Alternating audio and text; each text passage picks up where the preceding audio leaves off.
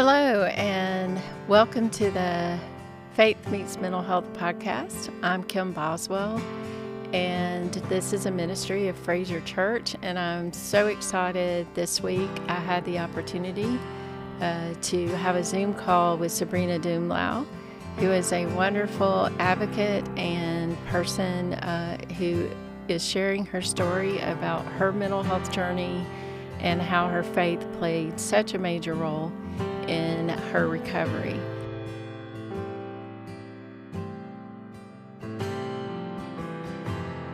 So it's so great to see you yesterday at the opening of the Crisis Center in Tuscaloosa. I was very glad to see you there. I know that was an exciting day for you guys. Yes, indeed. I've been there since January, waiting for it to open. So it was very exciting. Yeah. And I was glad to meet you. I had the opportunity to meet you at the NAMI conference just briefly. So I was very glad to learn about your role as a peer specialist and all the work that you're going to be doing there. But unfortunately, I missed the presentation at the NAMI conference where you shared a little bit about your journey. And so today, I think we're going to spend a little time talking about kind of your journey and kind of your path to recovery and just really how your faith was such a big part of that. And I'm very excited for you to share that, because I really do feel like our trials and tribulations on this earth are really designed for us to go through and then be able to give our testimony so other people can have hope. So I know that your story will be inspiring and provide a lot of hope for others. So just really glad you're willing to share that with us today. Thank you. I'm honored to be here. So tell us about your journey, kind of how it started, and really just a little bit about your experience and how you got to this place of being in the mental health community and being a peer support specialist and helping others.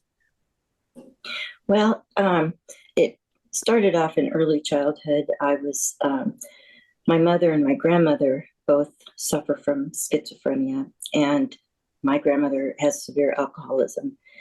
And my mother and father divorced when I was about 2, so I was raised primarily by my mother and grandmother for the first 5 years, and endured a lot of abuse, severe neglect, and just a lot of weird things that psychotic people can do. At age 6, I was able to go and live with my dad, which was my best day ever in my life. My dad was my hero. I loved him very much, and I knew he loved me. And after a few years, he remarried, and we had a blended family. I didn't get along very well with my stepmother, especially. So I was kind of a loner most of my childhood, but I sought solace in my animals. We lived on a farm, and I had horses and cows and a raccoon, all kinds of animals. And I would literally go sit and sing to them. I would talk to them. I'd cry to them. I'd lay on them for my comfort. And I also, I started running at that time, and to kind of get my energy out, and fell in love with running. And then fast forwarding, I became a student at University of Alabama. And during my sophomore year, I was on a retreat with the college department at my church. And Saturday morning on September 6th, my pastor came and pulled myself and a couple of my friends out.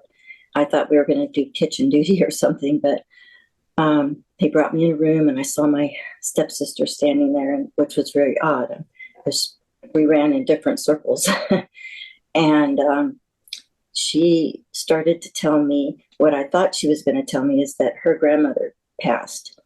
And instead, she said, Dad passed away last night of an asthma attack. and he was 43 years old. And it was the day Wow. before my 50th birthday. And I fell to the ground. And that's the first time I think I snapped inside.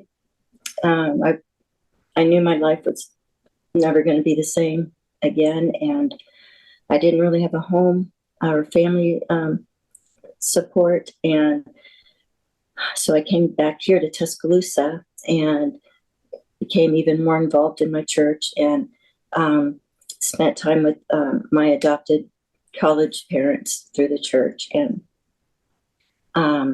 just they just brought me in as part of their family, and they listened to me and cared for me and showed me a lot of love and grace. And I ended up graduating in 1991 with my degree in education. But I was very lost. I mean, I really didn't know what to do with myself. And I decided I would go as far away to California, because that's where I thought I could start all over. I could be anybody I want to be and leave all this past stuff behind. I hadn't yet figured out, though, that wherever you go, you take yourself with you. So Yeah, a friend of mine used to have a t-shirt that said, "Everywhere you go, there you are."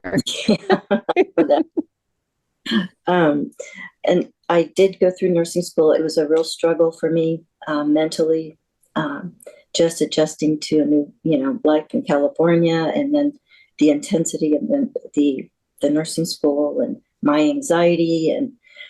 But I made it. I graduated, and I started right away working in mental health as a charge nurse. They promoted me right away.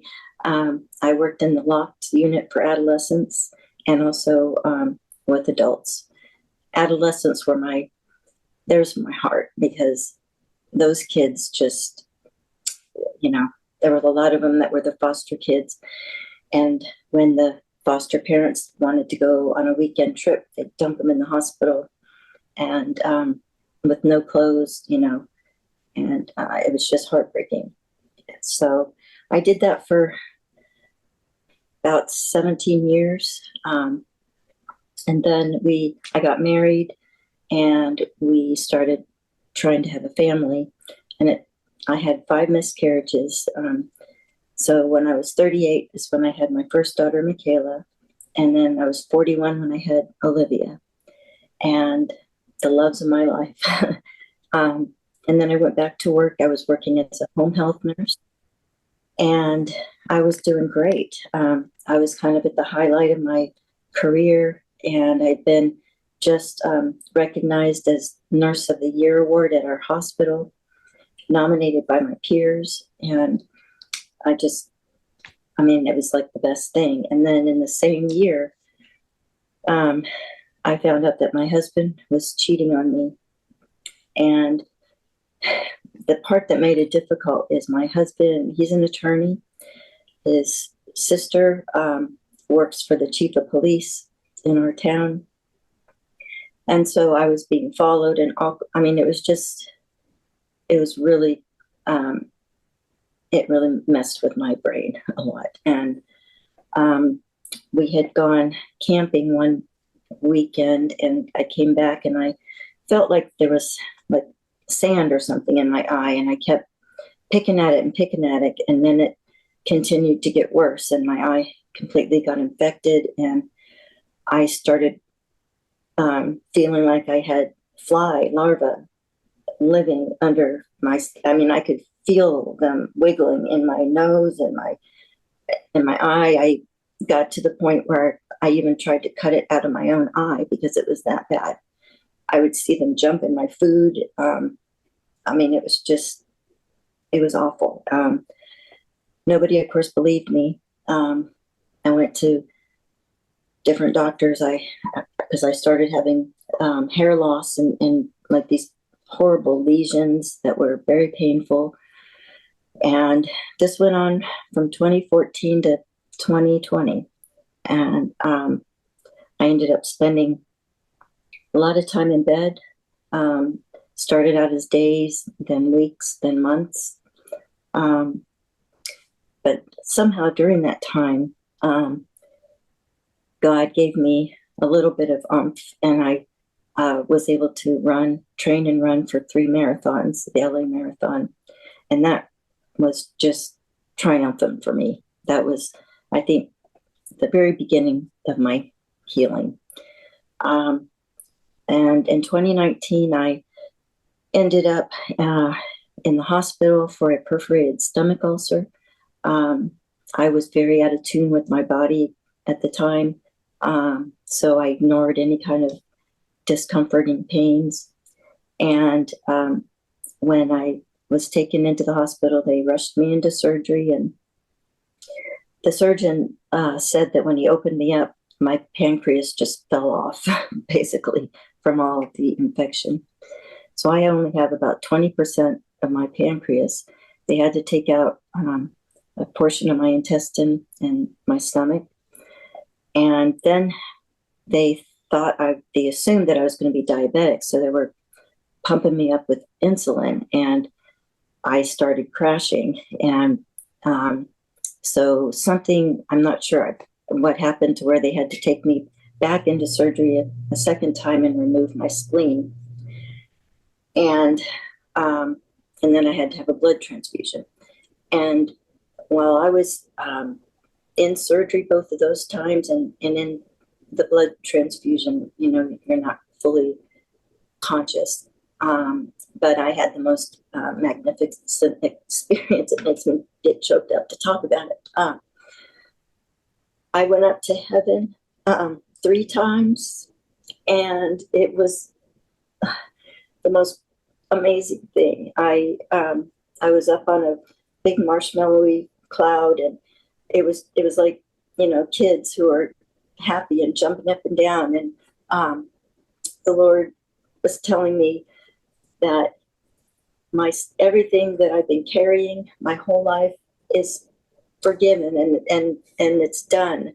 I don't have to carry that anymore, because He needs that room in me to be able to do some other things.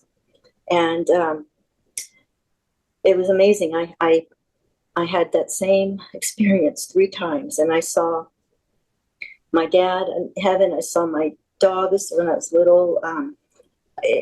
The heavenly support was just astounding.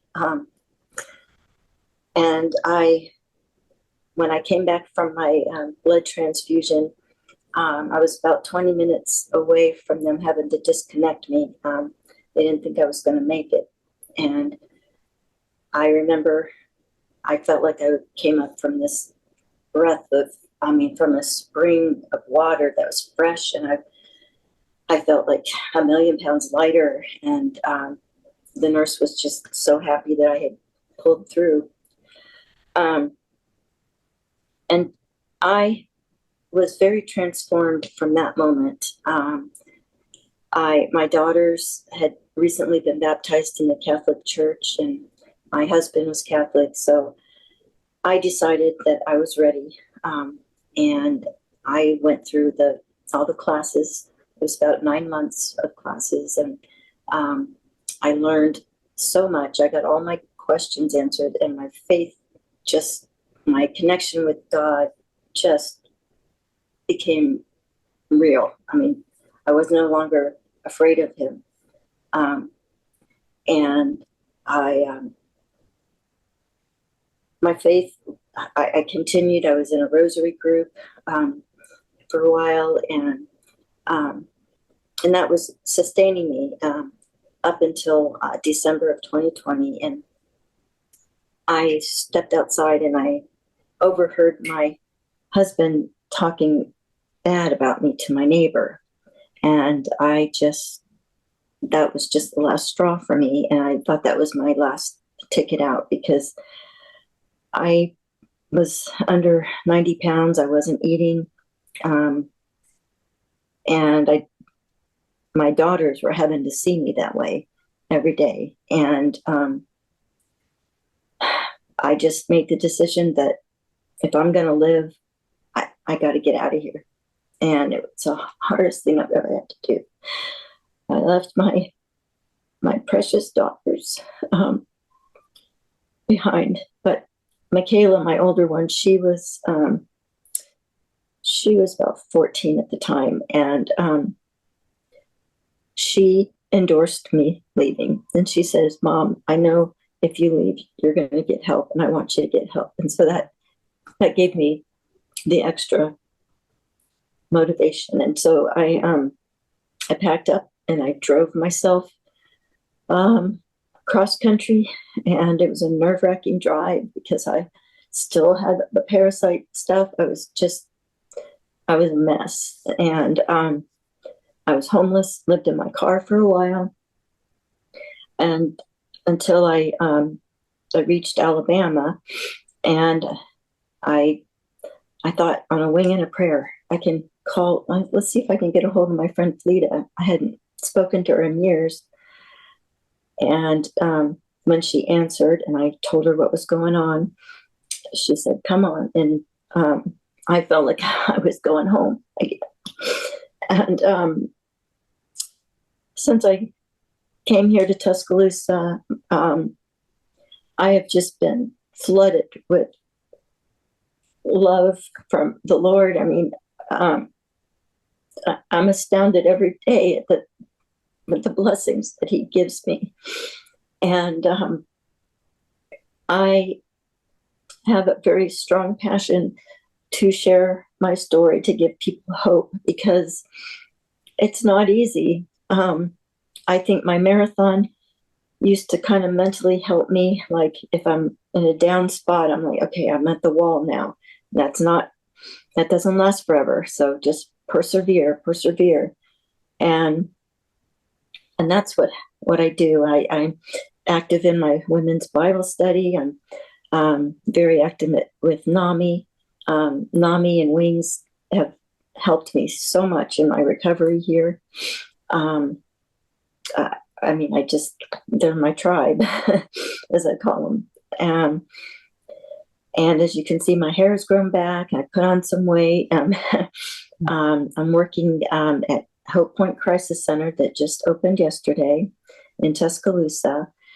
And I'm a peer specialist. But yesterday after work, I was on a run. I went running to kind of, de-stress everything. And that's a lot of times when God talks to me. And because all during the training that we've been doing, I keep gravitating toward wanting to do the RN's job because it's just kind of in me. And so the Lord was telling me yesterday, you got your California license is active. All you need to do is just, transfer it to Alabama. And I think I'm ready now to do nursing again on some level, especially in this area, mental health. And I just, I feel very appreciative and honored that you would have me share my story. And I hope to be able to spread hope and love and joy for other people, my peers. What an amazing story. I mean, so many different opportunities, and just the amazing way that God, showed up just when you needed Him, Yes. every time. And it's also very amazing to me.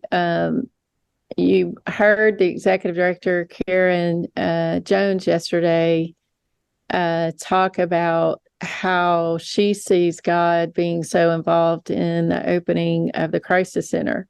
Yeah. So yesterday was a little bit different. All of the crisis center openings have been different.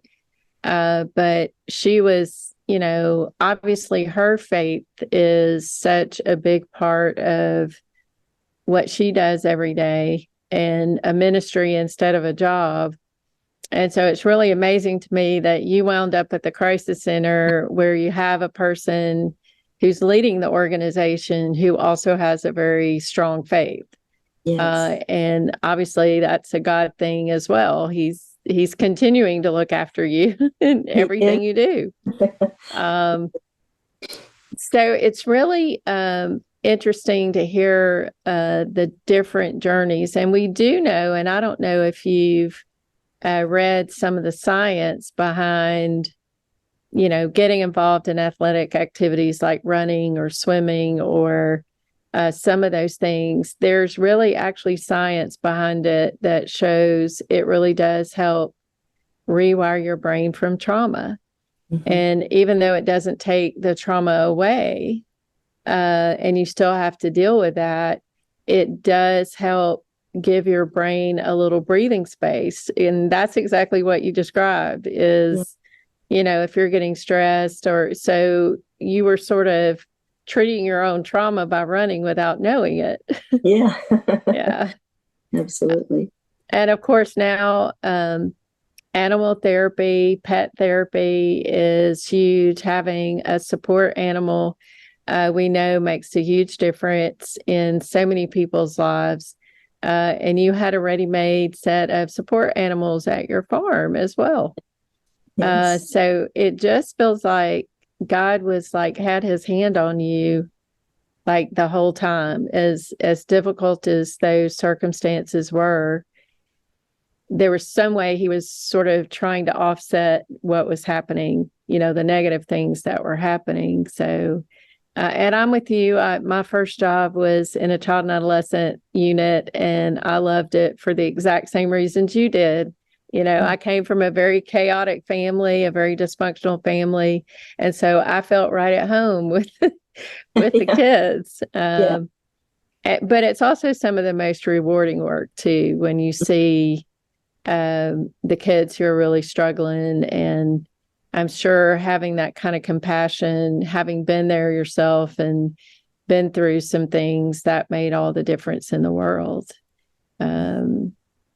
So how are you feeling about your faith journey now? And how do you kind of see, I am so excited to know that you're there at Hope Point, because I just feel like it's going to bring so much hope to others who come in the door. And as you know, in Tuscaloosa, we're kind of very concerned about the student population there in Tuscaloosa, because it's a very stressful time during college. And I feel like you'll be kind of uniquely qualified to help them through that. So how are you feeling about being in that role? I am just, my heart just exploded yesterday when we opened. I'm like, finally, and get all the stuff I've been containing since January.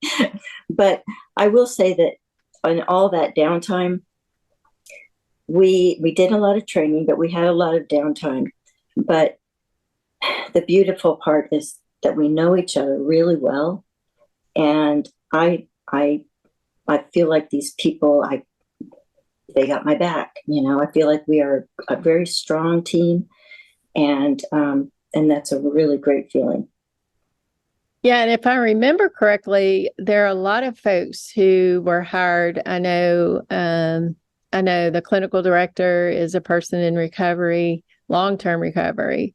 Mm-hmm. And from what I remember and talking to Karen, there are lots of folks who, no matter what their role is in the organization, bring to the table a lot of lived experience. Absolutely. And it makes it really great. Yeah. That's unique. And I will say, Tuscaloosa Crisis Center, they're our 5th crisis center that we've opened, and it just has a completely different feel to it. Like, it is so welcoming. And so, I was joking, but not joking with Karen yesterday. I'm like, the Holy Spirit showed up big time yesterday at that event.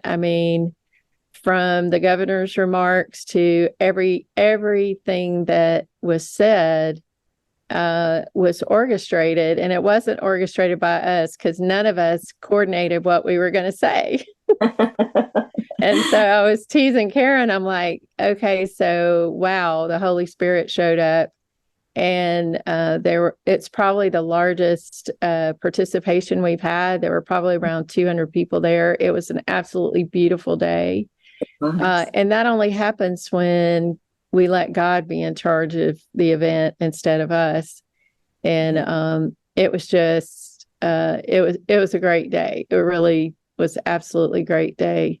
And I'm so excited about the work you're going to be able to do there. I know that you are going to change lives. I mean, I feel like you're in the best spot ever. I agree. This is my home now. So are you still running? And what are kind of some of your spiritual practices that you have now that you really feel like if you were going to advise someone who's maybe struggling, what kind of advice would you give them in terms of particularly their spiritual walk? Well, for me, I'm very plugged in at my church, and the women's Bible study has been very key to my spiritual life. I'm very close with a lady named Patty. She is the deacon's wife, and I feel like she's like my mother, the mother I never had and always wanted. And she mentors me, and I've got a lot of women that mentor me that way. Running is definitely a spiritual thing for me, and just being out in nature, just appreciating the grass and the trees, and hearing the whispers of God through the trees. And then I like to write things, and yeah. Yay. Yes, I made an error in judgment and stopped doing my Bible study, my women's Bible study, which I've been doing for 15 years. We've been together as a group for 15 years. And I just felt like this summer, things were so busy. We had a lot of deaths in our extended family. My granddaughter decided that she needed to have her college graduation at our house. And so there's just a lot going on. And all good, a lot of it good stuff, but I just couldn't figure out how I was going to juggle, doing Bible study. And I just started back this week, and I was so excited to get back. And I'm like, that was the dumbest move I've made lately, because the women, just having that experience, with the women that I've been with for like 15 years, I just missed them so much because I wasn't in Bible study. And then I found myself, just not being in God's word as much as I needed to be. And I won't do that again anytime soon. But you know how it is. Sometimes it's like the priorities, get upside down a little bit, and it's easy to get off track. And before you know it, you can be in trouble if you don't keep those things in place. So it sounds like you have a really good plan in place. And I also carry this wherever I go. My friend Patty brought it back from the Holy Land, and I think it's made of olive wood. And I know it's a reminder for me. Yeah. Well, little did I know when I met you a few weeks ago, we'd be doing a podcast together. But thank you, Sabrina. Thank you for sharing your story. It is absolutely a story of hope. And I can't wait to see all the exciting things you're going to be able to do as a role model for people working at the Crisis Center Hope Point in Tuscaloosa. And just so glad that you listened to that calling and kept your faith. And wow, God has done an amazing thing in your life. And I'm so glad you're willing to share it with people. Thank you. Thank you. All right. Take care. Okay. Bye-bye. Bye-bye. Thanks again for listening. Don't forget to subscribe and give us a review wherever you get your podcast. And remember, you can view these episodes on our YouTube channel as well as youtube.com/FrazierChurch.